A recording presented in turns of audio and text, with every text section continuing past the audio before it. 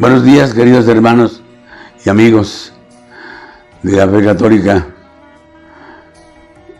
Iniciamos ahorita en este momento un encuentro más con la Sagrada Escritura. Hoy vamos a hablar de Biblia y catecismo. Recordemos en primer lugar que nosotros creemos en algo que Dios ha hecho por nosotros, revelarse. Es lo fundamental, el punto de partida. Dios da su misterio de amor y de esperanza, su misterio de fe, de su divina providencia, o sea, el interés, el cuidado que tiene por nosotros. Lo revela, lo manifiesta, lo revela a través de la Sagrada Escritura. Así que tenemos como fuente de la fe en la que mantenemos viva desde hace más de 20 siglos, tenemos como fuentes la Biblia y la tradición. Están en el origen de la Iglesia.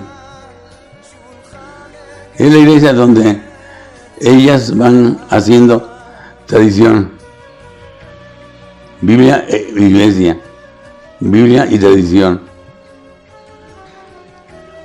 Una tradición que es primero oral, se transmite de boca a oído, a oídos, y así nuevamente, boca a oídos, hasta que se empieza a poner por escrito algunas partes y luego llega a su redacción final, sin un límite, claro, y ya no se sigue escribiendo la revelación.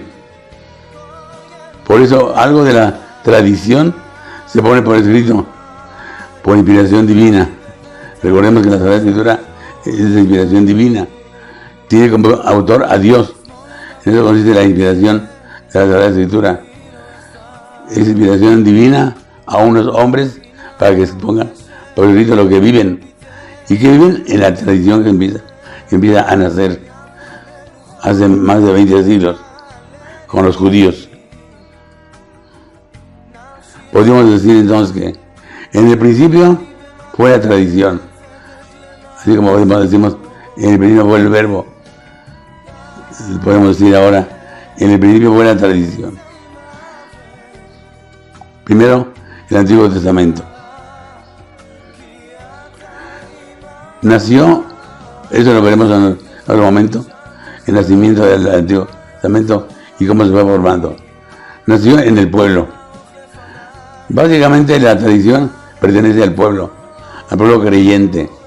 Eso, cuando hablamos del Antiguo Testamento, tenemos que hablar también de una tradición del Antiguo Testamento, del pueblo judío, concretamente. Luego, en el Nuevo Testamento ya vienen unas personas que les llamamos en el conjunto magisterio de la Iglesia.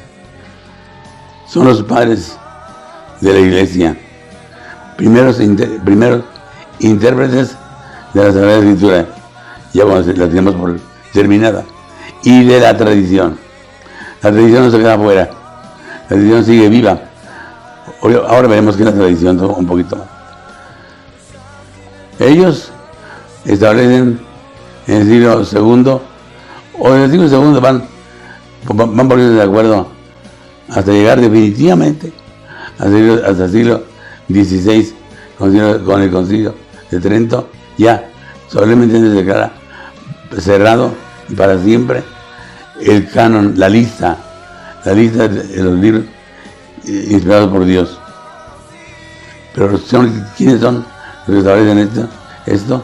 Son los maestros de la Iglesia, los padres de la Iglesia, los maestros. Para el Nuevo Testamento, la vida comienza en la vida de la Iglesia primitiva. Primero se da la predicación apostólica. Si los apóstoles predican a Jesús, y a Jesús que encarna el reino. Luego de predicarse, la vida se va haciendo oración y celebración. Empezamos por la celebración de los sacramentos. Primero el bautismo, obviamente. Primero que hubo como sacramento, es el bautismo. Luego se hizo simultáneamente, se reunían, como dice los Hechos de los Apóstoles, se reunían para la fracción del pan, para partir el pan en las casas. No había templos cristianos todavía, eran las casas de la iglesia, una iglesia doméstica, una iglesia casera. Entonces ahí se celebraba ya la Eucaristía, recordando la pasión, muerte y resurrección de Cristo. Luego vienen los sacramentos, la confirmación y el orden sacerdotal. Eso nace cuando los apóstoles instituyen a hombres que ellos eligen con el Espíritu Santo. Ahí tenemos un ejemplo en la elección de Matías. Entonces los apóstoles se reúnen y nombran, instituyen con el rito de la ordenación a hombres que van a ayudar a predicar auténticamente el Evangelio. También tenemos presente en este momento la organización de la comunidad. La tradición es como organización de la comunidad. Así se forma el magisterio, a partir de la vida de la comunidad. Primera vez que vemos entonces cómo el magisterio está al servicio de la comunidad. Muy pronto, ahí por el magisterio, no se llama magisterio, en el momento todavía, pero muy pronto se puntualiza los contenidos de la revelación. Se ven ahí los dogmas. La palabra dogma no existe todavía. Sí existe, pero no tiene la connotación que tiene ahora en el presente. En cambio, sí hay normas y dogmas para exponer la doctrina que se encuentra ya en la escritura, que comienza con la vida del pueblo de Israel, con los Cristo del Antiguo Testamento, y continúa para el Nuevo Testamento con Pablo y termina en el Apocalipsis. La Biblia comienza allá, ustedes saben muy bien, en el Génesis, aunque no fue el primer libro que se escribió, pero así tenemos la Biblia y se cierra con el Génesis. En el Nuevo Testamento tiene mucho que ver San Pablo, es el primero que escribe, hacia el año 47, escribe su primera carta a los tesalonicenses. Y luego viene Marcos, que escribe el Evangelio, que lleva su nombre. Bien. Los apóstoles interpretan el Antiguo Testamento y lo ponen al servicio de la revelación de Dios en la persona de Cristo. Recordarán frases como aquella de: eso sucedió para que se cumpliera lo que el profeta Isaías, o tal, el profeta dice, y hacen la cita literal del Antiguo Testamento. Después, los padres de la iglesia, ¿quiénes son? Son los primeros hombres consagrados que se dedican a interpretar la Sagrada Escritura.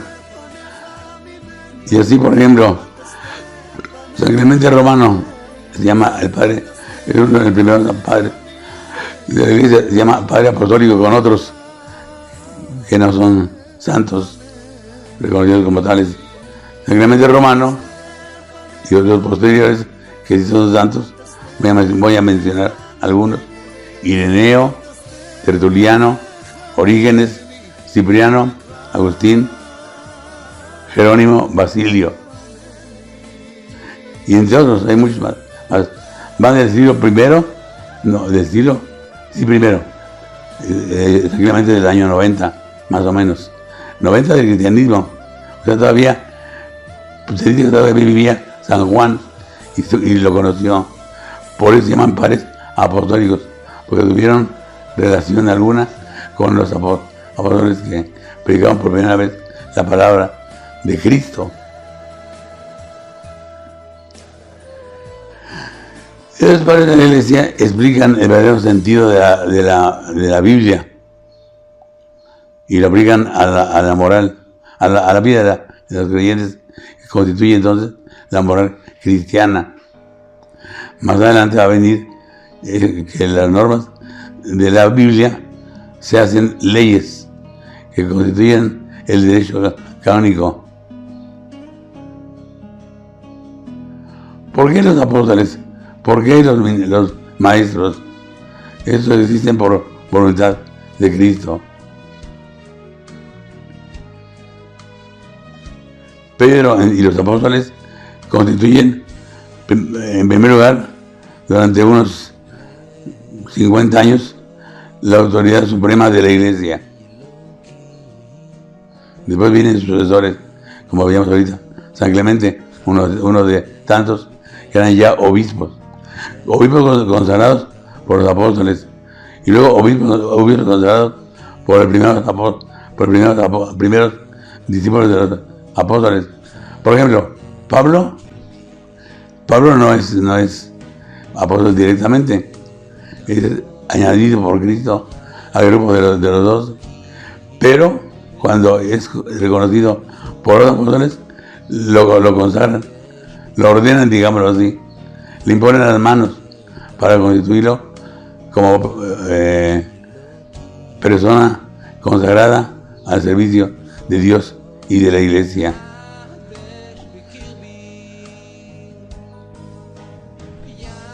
Pedro y los apóstoles, decía, son la primera autoridad de la fe, en la fe y en las costumbres de la fe cristiana. Digo fe porque puede ser la religión cristiana, pero la religión cristiana es decir poco. La fe, el cristianismo no es solamente una religión, es más que eso, es una fe. Religión sería si nosotros buscáramos al Dios verdadero por nuestros medios, con nuestros recursos, con nuestro esfuerzo, con nuestro interés, que vale, claro, por toda religión es respetable, pero nosotros tenemos una fe en que Dios se ha revelado a través de la historia de un pueblo. Y así tenemos que la tradición consiste en la vida de un pueblo creyente, primero judío, luego cristiano. Creemos que Dios ha hablado, se ha dirigido a nosotros como Padre misericordioso, no como Padre juez, como se dice tanto, ¿verdad? Dios no es un juez castigador, es un Padre amoroso, generoso, que nos ama y sale al encuentro de nosotros. La religión no dice que Dios salió a su encuentro. Bueno, puede decir alguno de sus fundadores, un santón, un místico, pero no es así. A nosotros nos consta que Cristo se reveló en su Hijo Jesucristo. Eso que estoy diciendo, por ejemplo, está bien determinado en los primeros concilios de la Iglesia. El primer concilio fue el de Jerusalén. Primera reunión de los apóstoles o obispos en Jerusalén para dirimir algunas cuestiones que se presentaban en ese momento. No voy a decir cuáles porque me tardaría. Entonces la misión del magisterio es cuidar de la auténtica vivencia de la fe. El magisterio no es autoritarismo, no es de ninguna manera autoritarismo. En el transcurso del tiempo, el Papa y los obispos tienen la tarea de cuidar que los creyentes católicos, todos unidos, creamos y vivamos esa fe correctamente y que vivamos según la tradición. Ven, ahí es donde nace el derecho canónico, normas más de 1000 normas, casi 2000 normas que hay para vivir más seguramente la fe cristiana. Recordarán que en los momentos oscuros de la Iglesia existe la Santa Inquisición. Es un error de la Iglesia, hay que reconocerlo, hay que decirlo, hay que reconocerlo públicamente. Es un error y fue un error de la Iglesia, pero existió. La Iglesia también tiene errores y pecados a lo largo de su vida. La Iglesia como tal, como institución. En este contexto de magisterio, de autoridad, de servicio al pueblo, de un pueblo creyente, que tiene que mantenerse vivo, ortodoxo, creyendo lo que creen los antepasados nuestros. En ese contexto nace el catecismo. Bien, dirán que tanto para hablar del catecismo. Pues sí, el catecismo es la última expresión del magisterio de la Iglesia. Miren, el catecismo, les vamos a dar un ejemplar, el catecismo de la Iglesia Católica. Catecismo de la Iglesia Católica, dice. ¿Sí? ¿Qué es el catecismo? Un compendio de todas las verdades de fe y de moral que la Iglesia nos propone. La Iglesia en nombre de Cristo. Todas están derivadas de la Biblia. Todas están fundadas en la Escritura.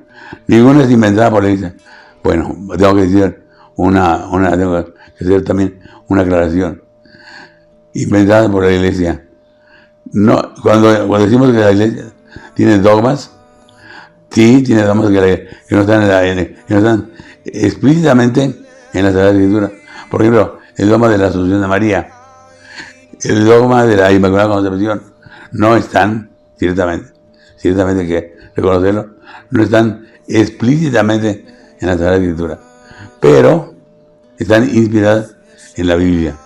Por ejemplo, apuntemos más en la Asunción de María. María fue llevada a ascender, solamente Cristo con su poder. María fue llevada, asunta, fue tomada y elevada al cielo. ¿Qué significa eso? Fue llevada en cuerpo y alma a una vida diferente de esta, como la de Jesús. ¿Por qué? Porque María lo merecía. Nosotros decimos, ¿Dios podía hacerlo? Claro, lo podía, y lo hizo, como cuando define el dogma de la Inmaculada Concepción. Pudo, quiso y lo hizo. Dios. Si Dios pudo, quiso e hizo el mundo, claro que también puede hacer que María sea Santísima Virgen María, como Dios casi. No casi, como Dios, porque ella no es diosa, pero goza de toda la vida de Dios de una manera perfecta, acabada. Eso es lo que significa la Asunción de María, ¿ven? Por eso María murió, sí murió, claro. No me estamos diciendo por ahí que no se murió. Si Jesús murió, su Hijo, la muerte es necesaria para dar la vida eterna. María murió también, pero no se quedó en el sepulcro, como Jesús tampoco. ¿Bien? Fue llevada al cielo por Dios, por los ángeles. Bueno, esas ya son figuras poéticas y son símbolos, ¿no? Fue Dios el que la llevó.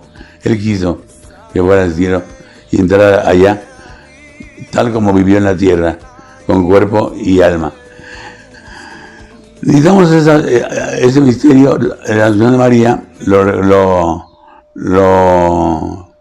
capitalizamos, digamos, los católicos, sabiendo que María es un ejemplo de la vida de la Iglesia. María es madre, sí, pero es figura también de la Iglesia. Figura de lo que tiene que ser.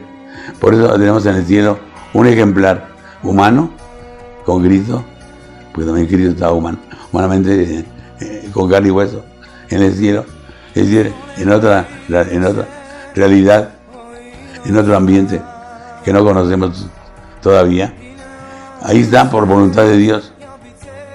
Y es garantía de que también nosotros seremos igual que ella. ¿Ven? Sí sirve, como no. El dogma de la Asunción de María. Este poder de enseñar, regir la iglesia y dar y establecer, instituir los dogmas, solamente lo tiene el Papa. El Papa con los obispos, pero en primer lugar, el Papa.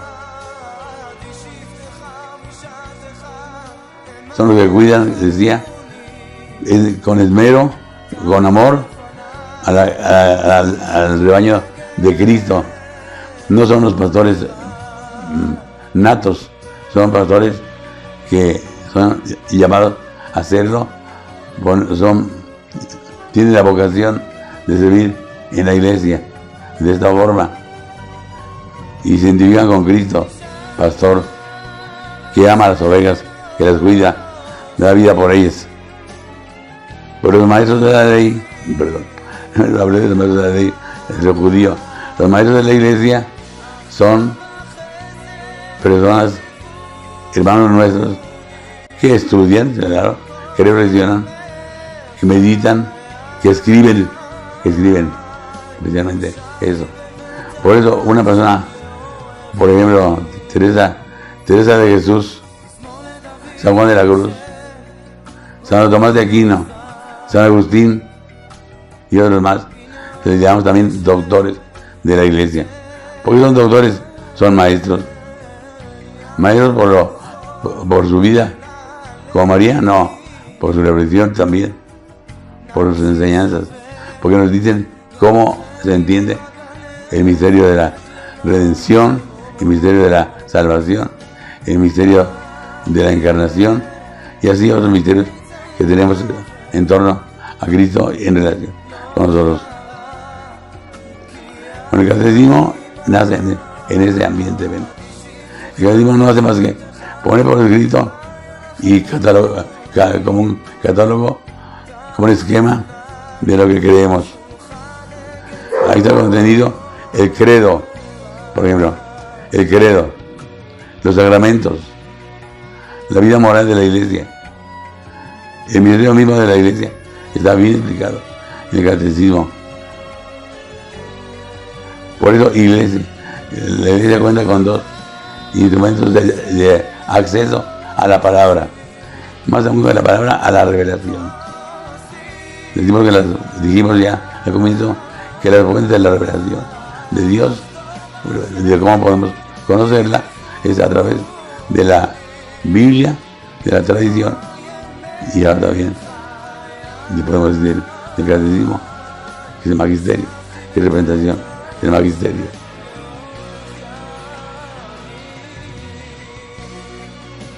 El magisterio de la iglesia llega por lógica hasta los obispos. El Papa y los obispos son los que tienen el magisterio de la iglesia, la autoridad principal. Sabemos que los obispos son autónomos, pero no independientes, dependen del Papa, sí, pero son nombrados por él. Pero esto permite que los obispos sean maestros, doctores de la fe y les da autoridad al servicio de los pobres, al servicio de las comunidades, al servicio de todos los que escuchan la palabra de Dios y la practican, al servicio de las comunidades, de todas las comunidades cristianas en el mundo. Fíjense cómo la tradición vamos a eso, orgullo tenerla, creer en ella, porque es lo que le da unidad a toda la iglesia de todos los tiempos. Nos une, hoy me une con China y Oriente, Medio Oriente, África, porque queremos lo mismo y con diferentes formas de expresar. Es la tradición tan rica, tan plural, tan enriquecedora y sin embargo es una sola fe. Es lo que le da unidad. Entonces la tradición, en su raíz más profunda, y también el magisterio del Papa. El Papa es signo de la unidad universal, de la unidad que Dios quiere para todo su pueblo. Entonces, todo el contenido del catecismo se funda en la Sagrada Escritura. Recordemos, la Sagrada Escritura tiene el primer lugar en la reflexión de los creyentes. Dios se revela a través de hombres que escriben la Sagrada Escritura. Y nosotros conocemos la revelación de Dios y la revelación del hombre mismo, de nosotros mismos. La conocemos plenamente como Dios la ha planeado a través de la Sagrada Escritura. La autoridad de la Iglesia en el tiempo, repito, la autoridad de la Iglesia en el tiempo nunca se coloca arriba ni de la Sagrada Escritura ni de la tradición. El magisterio está al servicio de ellas, de la Biblia, de la Escritura, y al servicio de la tradición. Es el último, digamos, criterio de ortodoxia lo tiene el magisterio, porque busca que nos apeguemos a la tradición de 20 siglos y de muchos pueblos que han existido, que han pasado a lo largo de estos siglos. Pero es servicio. Entonces,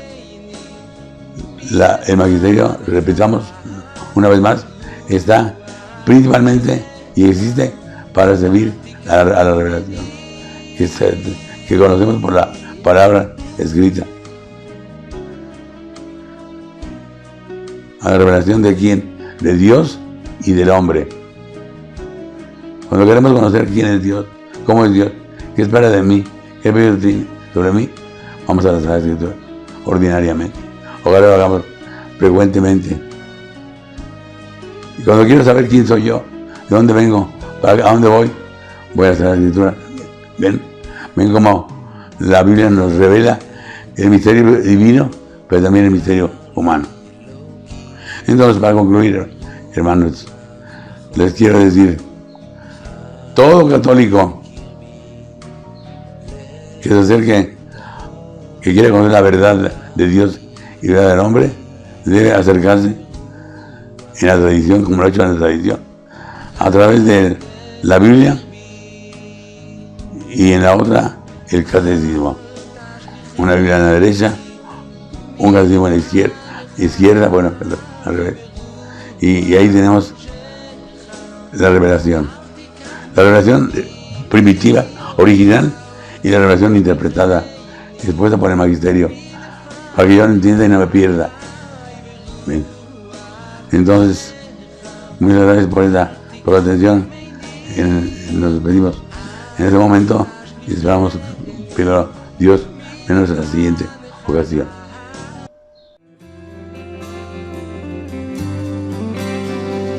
Hoy tu Señor